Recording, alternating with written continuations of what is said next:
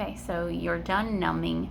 I will then clean all the numbing cream off, and then I'm going to do what's called facial mapping. So I am not firing the laser at all. I'm just measuring your skin.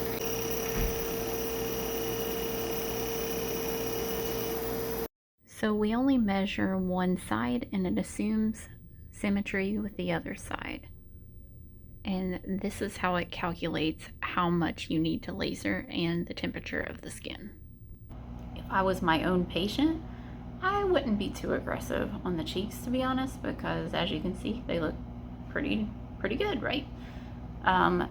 Just me knowing that this area ages faster, I'm gonna just be more aggressive because I'm 35 years old.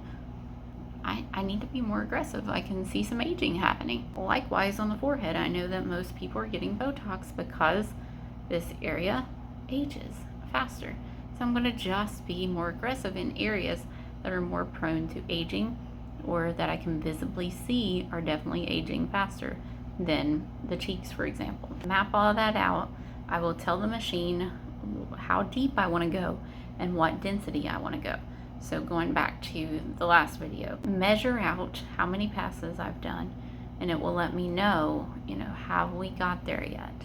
How much is left percentage-wise? While I treat, of course, that cooling is flowing, but as soon as I'm done with this cheek, for example, I'll take my Avène Thermal Spring Water, and as soon as I'm done with that one area, I will spray it, and it feels wonderful to the patient. They love it because it calms the skin. It makes it feel much better. It eases their irritation. So then I go on to the next side, and that water is enough to keep them comfortable for several minutes at least. It does start to get hot again. This is actually one of the products that I give people to take home and use as part of their aftercare, which we'll talk about in another video. After I've completed all areas, I do what my laser rep told me not to do. I give my patient the Zimmer chiller and let them cool down. Why do I do that? The reps are like, they will stay here forever. They won't want to leave. That's true to some degree. Cools down their skin. It makes them feel comfortable. While they're cooling down, I'm applying the Cicaphate, the Avène Cicaphate, which is designed to help heal a burn faster. Hydrating, it just helps to recover the skin faster. Aquaphor is another good product to use right after a laser, especially a resurfacing type laser. But I have found that I absolutely love the Avène Cicaphate. It stays on. It's not sticking their hair to their face like Aquaphor. It's not as annoying. And it's designed for burns, so, as long as you're smart, have clean hands, clean this off. In between uses, you're not like cross-contaminating or anything, so it can be sterile, given that you are smart enough to clean up after yourself. So that goes back to the point of why I hand the Zimmer chiller or the cryo air to the patient. While they're sitting there enjoying that cooling, I'm cleaning up all my mess because I have to. Unfortunately, I don't have an assistant typically. I'm cleaning up the room. I'm already hanging out in here for a while. And then while the patient is holding that air and they're cooling down and they're enjoying their life, that's when I remind them, okay, you've got to keep hydrated. You've got to use your thermal spring water as much as you want. You've got to reapply the moisturizer.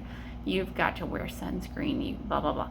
Now, a lot of times I go over that while they're numbing because they're not in pain while they're numbing. They're just sitting here waiting for everything to go down. So it actually distracts them, and they're actually listening to you when they are numbing because nothing crazy's happened yet. So that's when I go over, this is your home care. This is how you need to use it. In addition to that, I give them a sheet to take home because they're not going to remember every single thing you told them. I wouldn't remember every single thing that someone tells me. I would be second guessing, is this what she said? Well, I don't have to guess because I got a sheet that she gave me, because that's the responsible thing for us to do, is to give you a sheet that tells you what to expect and what to do and when to do it.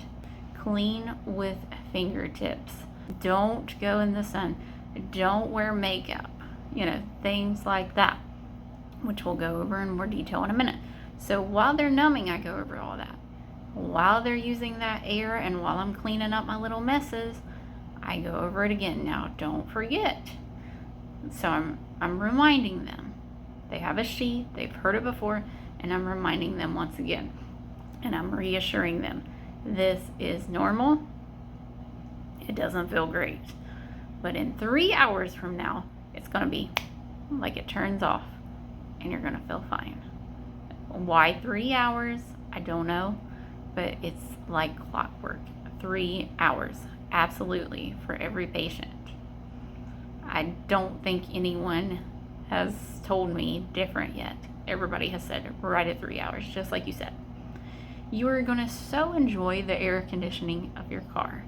You are going to enjoy rolling down the window in 30-degree weather, letting air hit your skin after a halo laser, trust me.